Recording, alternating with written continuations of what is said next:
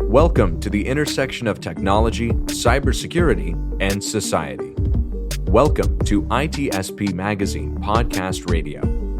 You're about to listen to a new Redefining Technology podcast. Standing on 2 feet, having dexterous hands, developing a language that allows us to communicate, and the ability to understand abstract concepts.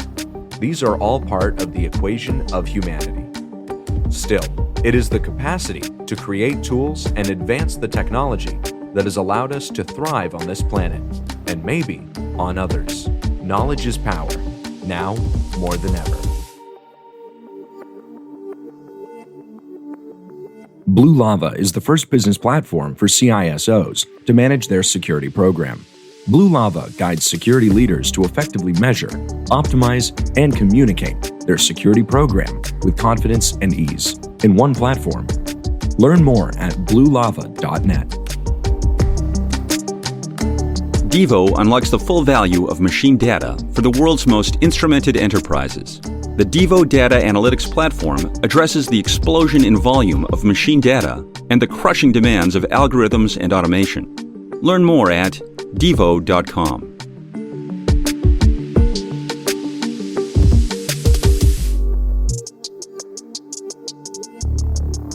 Marco, Sean, have you seen my API? it came by the other day, and, just to say hi, and he didn't have a mask, so I told it to go away. It was just an open API. No. It was unsecure. It didn't require me any sort of security. Just roaming around. This was like knocking on every door. It's like, do you want to open some banking, some stuff, and just sign here? Well, I was out actually trying to buy something. I just sent my API out to make that transaction. Oh, it was you. It was me. Well, nowadays, official version of me, but yes. Apparently nowadays everybody wants to open a bank, so or be a bank. Well, so you want to be a bank too. How is that possible? Why not? All you need is an API. Exactly. Years ago, you needed actually cash, a lot of it. No cash. We don't need no stinking cash. No, I think we're teasing out a topic here, which is open banking, embedded banking, perhaps might come into play here, and API-driven transactions. Nothing new, but something new here. And I think the future of how we do stuff, the traditional credit card that we've kind of virtualized through a number and perhaps even a token, is old school, I think. And I suspect we're going to get an update from our guest, Benoit Grangé, who is going to help us understand what the heck is open banking. Benoit, thanks for joining us here. Yeah, thank you, Sin. Thank you, Marco. Very pleased to be with you. Just a quick introduction.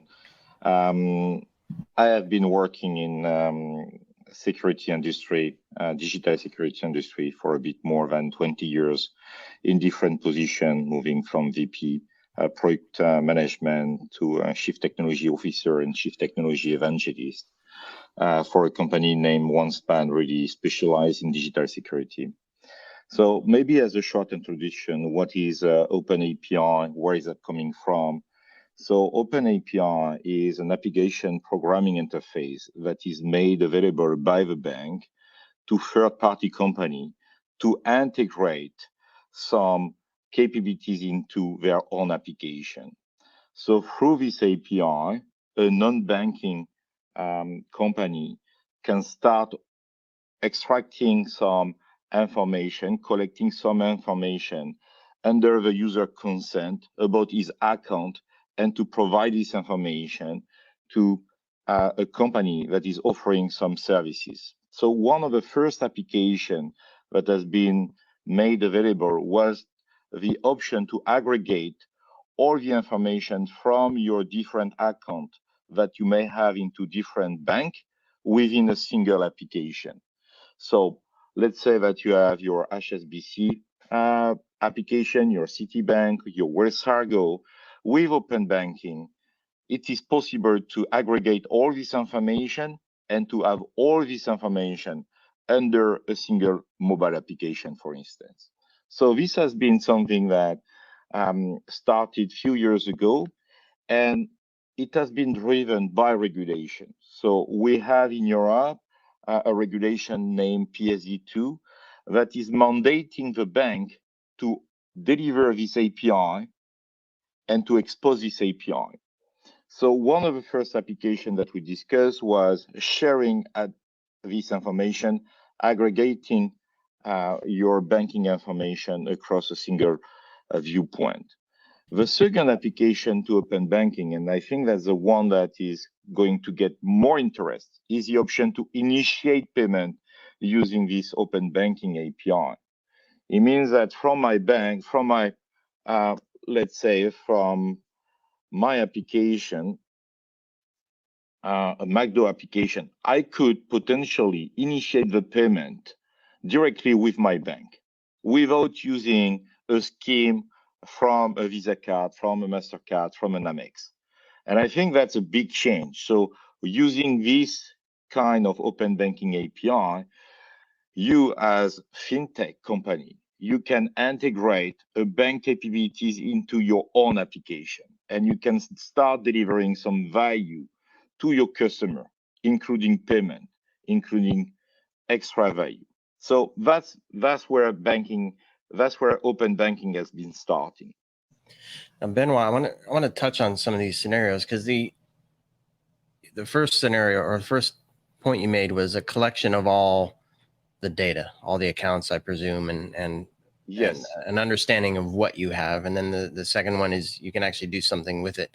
And I know there's a lot of movement around, certainly around credit card transactions, where you might have different payment providers and different credit cards, and they all have different rates for the cards and the providers. And there might be a broker, or a bigger picture, I don't know what the term is, but somebody who oversees all of that, and some orchestration around, okay, if you're going to make this transaction with this card in this way, that's the best path. Does that exist still, or does the card get removed and it just goes straight to the bank, or is that the big picture? Tell me a little more about what you see in that respect. So when it comes to this data aggregation from your different bank account, it gives you really a holistic view of all your banking information. And that's one of the first part. But on top of that, for sure, as a fintech company, you can start delivering some extra services. These services is the one that you're describing. Potentially, you're going to start to give some guidance to the user about what is the best option for him for a specific purchase. And that's something that that we see in some super apps that we see in the market.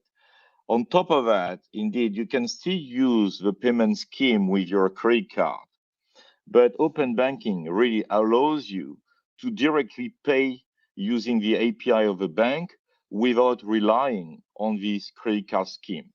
So you can pay with a very low fee, almost no fee, using these new capabilities. And this is also something that is changing the game, because you are starting opening and challenging as well all these scheme vendor like Visa, Amex, and so on. So they're getting under tremendous pressure due to open banking. But not only them, banks as well are getting under pressure. But in the meantime, I want to stress the fact that it's also an opportunity for the bank. That's an opportunity for the bank because they are at the center of the ecosystem. They already have developed some loyalty. They do have a trust. If in all the survey regarding who do you trust in the market, do you trust the government? Do you trust social network? Most of the time, the bank will come in the first position. So that's something that the bank can leverage, and they can partner as well with a lot of fintech using this API to deliver some extra services. And that's something that they do. Yeah, real quick comment, Marco, on that point that Benoit made, because I think there's an interesting point here, and there was an article that triggered this thought around the future of finance and banking and technology and even retail. And there was a point that people stick with their banks for a really long time.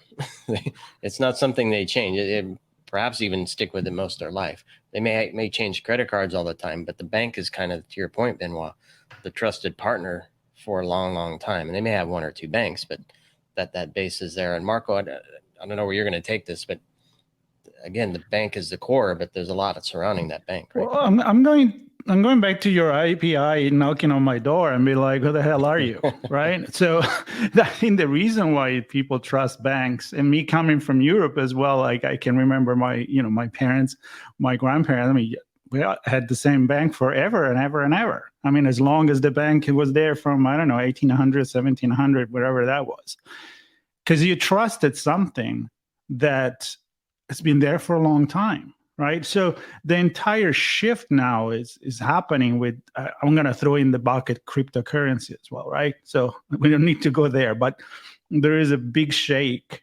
in the way that we interact with money without touching money, and the way that the business wants a cut of that. And I'm just going to ask you a question that is, the big difference now, where before you could rebrand a credit card, but you were still using, let's say, Visa or MasterCard and put the name of an airline on it, for example, or a hotel chain, and you were just collecting points, create fidelity with your customer, loyalty, and so forth.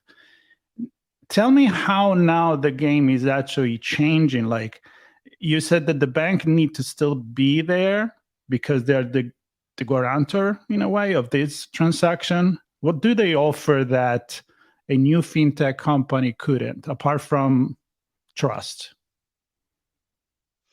So the bank can provide you some, and they can focus on really managing the asset. So they can offer you some capabilities. They can extend the set of services that are going to deliver to you. And how can they do that? So, for instance, I'm going to take you the example of Uber driver. Who knows that Uber knows the needs of Uber driver than Uber? So what the bank is going to do, they're going to partner with Uber and start delivering some services that really fit the Uber driver population. They're going to deliver some facilities that are really matching the need from this population. So the bank is going to start developing some partnership and offering some capabilities, but with partner. And the way I see the bank is going to put in the future, I think, is going to focus on what they do the best, managing the asset. And an asset is, in my opinion, can be a fiat currency, so the money, but it can be as well a cryptocurrency, and in the future, any kind of digital value. And so that's what they do the best. Is the bank remaining let's call it the infrastructure for the financing system, and you build on top of that? I'm just trying to find the metaphor. Yes, bank as a service. You can see that as a bank as a service, and they are exposing some new capabilities. But with these new capabilities, having some fintech and having different companies that have different perspective regarding the relation with the customer. For instance, someone who wants to go online, he wants to buy now, pay later, is something that can be now natively or really integrated using API within the eWeb shop. And that's something that is possible using these open API capabilities. And there will be a direct relation between the merchant and the bank under the acceptance from the user. Now, Marco made a point about the branded card and the I guess the interaction with the customer at that point, and you're kind of building loyalty, and that's why I would presume the companies want a branded card, so it's their brand in front of them. They're interacting with that brand all the time. I also expect that there's probably some data or metadata that the branded card can see who's shopping where as part of their collection of customers. And so my question to you is, if that data and metadata is really the gold, it's parallel to the actual monetary money, right? There's the data and the metadata of who's doing what, where, why, with which cards, at what times, with who's with them. That information is golden as well. And if the banks get further away from the transaction and they abstract themselves through an API and just get embedded in the are they actually the ones controlling that data and have all of it now, or are they abstracting themselves where they have none of that and they at some point become irrelevant because the data is more valuable than the money? And I think you're really addressing a very sensitive point. So what is very important to understand is that this exchange of data is coming from a consent from the user. So for sure, the user has to give his consent to share his data with a third party. And indeed, this data has a lot of value. One of the challenges that I see is there a proper understanding from the user regarding the way this data is going to be used by the third party?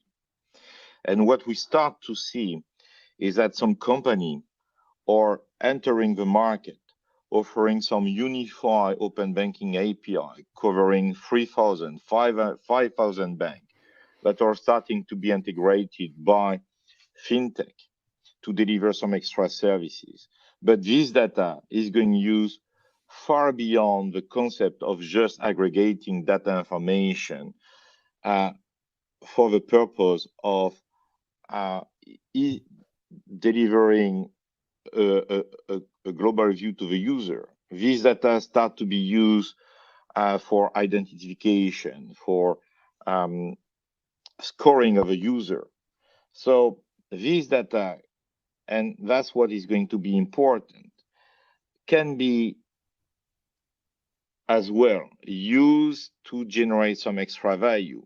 And I'm not sure that when the user is giving his consent, he has a proper understanding of the scope of usage of his data. But for sure, having access to all your transactions for the last year, for the last months, from all your different accounts, for sure, you as a third-party company, you can give a credit score, and this credit score will have some value for other vendors. So that's all the business that is coming on top of this open banking solution as well.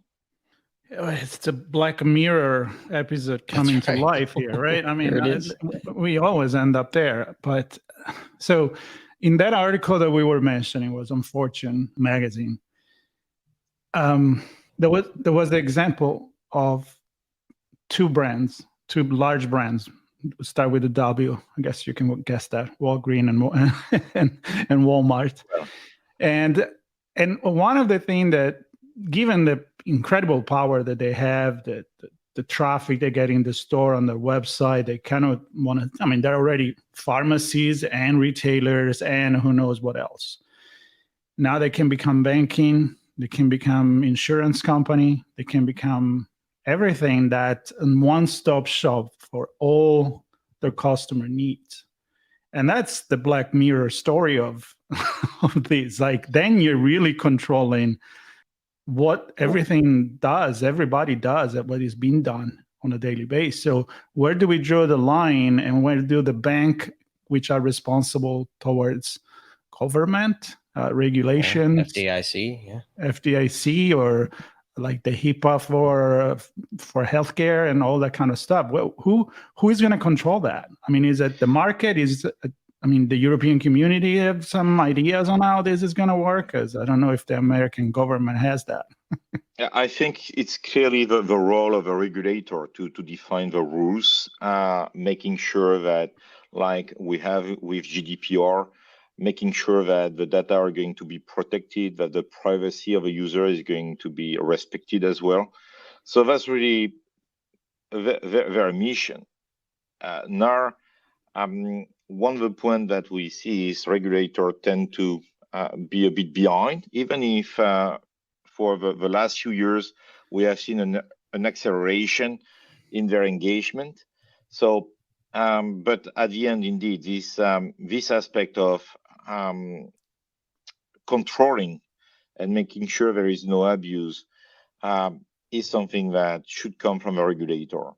But as I mentioned before, you start to see some very large corporations, and some of them starting with a F or a G, and this one are starting to put ahead the fact that they are considering the privacy of a user. They are making that very ahead. So positioning that, and the goal is really to breed this trust with their ecosystem, with their end user. That's really something that is becoming part of the game. And I would say that there is a need of education from people, and it's starting, I think, with all the noise about the data leak. I think people start to be a bit more sensitive about the fact that their data needs to be protected, and they are the first responsible for making sure to control where their data and to whom their data are going to go and to be used. That's my view. Yeah, and I know as technologists and cybersecurity focused people, the three of us here, we certainly have an interest in the data, but I'm also not forgetting the money, because when you think about a bank, and this is our perception of a bank, it's a place to put your money. You make investments there, you savings accounts, those types of things. Your money is in there, presumably insured by a government entity if something were to go horribly wrong, and you draw from it. Versus a credit card, which has a balance that you can use and you have to pay it back. Obviously, I'm not explaining anything that nobody knows here. But where it gets interesting and confusing to me is how does a retailer as a bank or social media platform as a bank change the way we need to think about what the heck a bank is? Do I start putting my money into an F book instead of a Wells Fargo, or and yes, and there's a whole data part of it too, which that would keep me from doing that. But I don't know, it gets really confusing because we briefly, just one more point, Benoit, because we briefly talked about different ways to, when you make a purchase, there are companies that allow you to buy on credit, right? So in that model, I see where we have many, many banks in our portfolio, as well as many, many guarantors of credits that we use to purchase things. So this mesh of financial institutions and financial technologies and systems and platforms becomes overly, I don't know, it just seems like it could be a ton of them versus the one or two banks that somebody might have today. That's obvious that indeed many players will start, and non-bank will start offering some banking services everywhere, natively embedded into their application. So this is what is going really to change in the future. So banking services will be not exclusively delivered as we used to see in the past by bank, but by third party, based on the need. And the goal is for sure is to increase the business, to increase the traffic. That's the ultimate goal. When you were referring to these two brands just before the Walmart and the Walgreens, I think what is interesting as well is with the pandemic, we have seen most of the traditional banks starting to close their branch. And I think that's also a tremendous opportunity for these two players having local presence everywhere to get back the market, because they are continue to operate from this from their corner, from their shop. But that's a critical opportunity as well to put the human again back in the middle of the picture. And I do see, so on top of that, not only they are going to deliver some super apps, working with some very strong fintech. But they will also offer the ability for the user to go to the shop when he needs to get some support. So I think that's a very nice balance as well to consider. And it goes to the point for me that is very important. Technology is for sure driving the change, but technology should drive a change, keeping the human in the middle of everything. That's what we should not forget. Yeah, look, I hearken back to, and I don't know how many of them there are now, probably not as many given the pandemic and the lockdowns, but I remember a move where banks were becoming cafes and retail shops where there was a sliver of banking. You had your tellers in there, and then the rest of the office or the space was to sit down and have a coffee or to do printing and office type activities, things like a FedEx or UPS. So again, it's around the human and the experience, and the banking happened to be there. The point is that that's something that you're going to see in very large city. But when you start moving to a small one, you don't have any branch, you don't have anything anymore. Because yes, if you go to a big city, you will get this coffee from the bank, you will get all of that. But it really, the way it's moving is creating a very big difference from people living into very large city and the one living in very small one. And that's something that as well we should consider.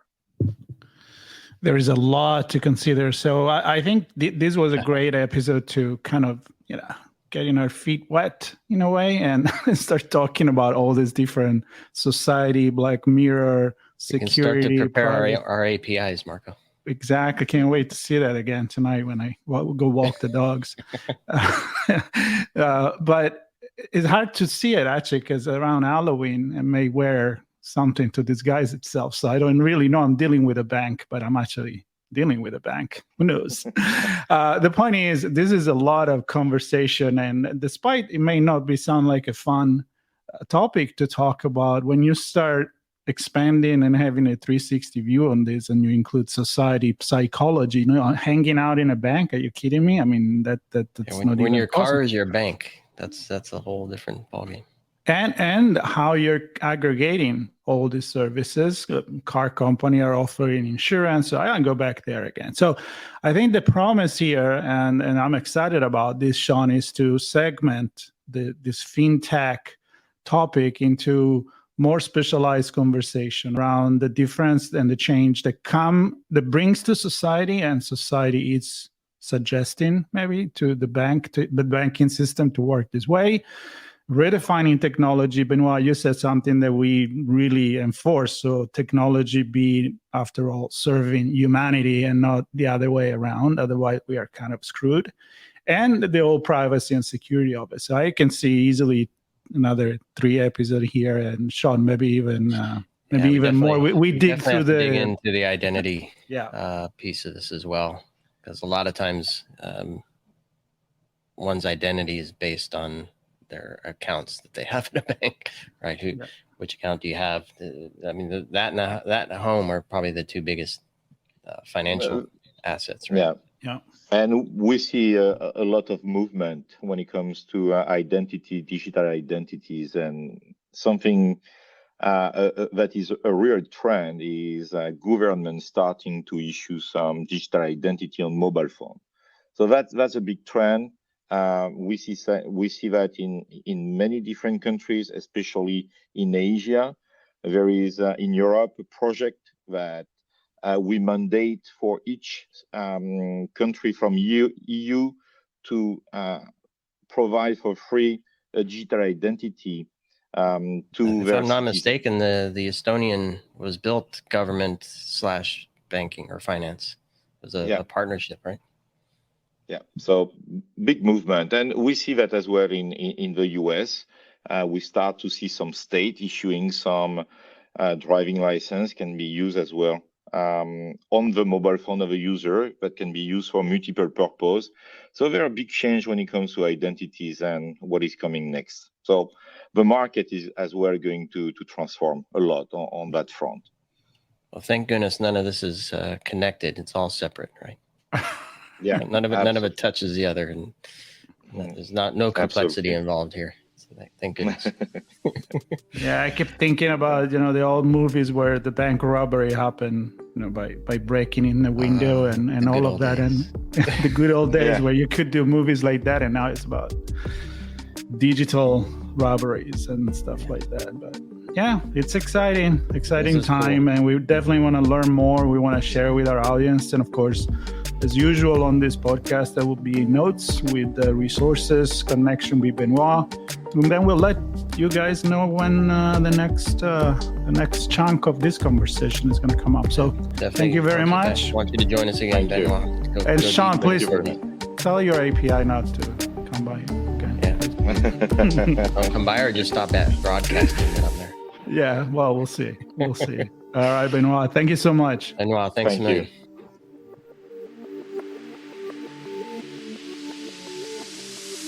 Devo unlocks the full value of machine data for the world's most instrumented enterprises.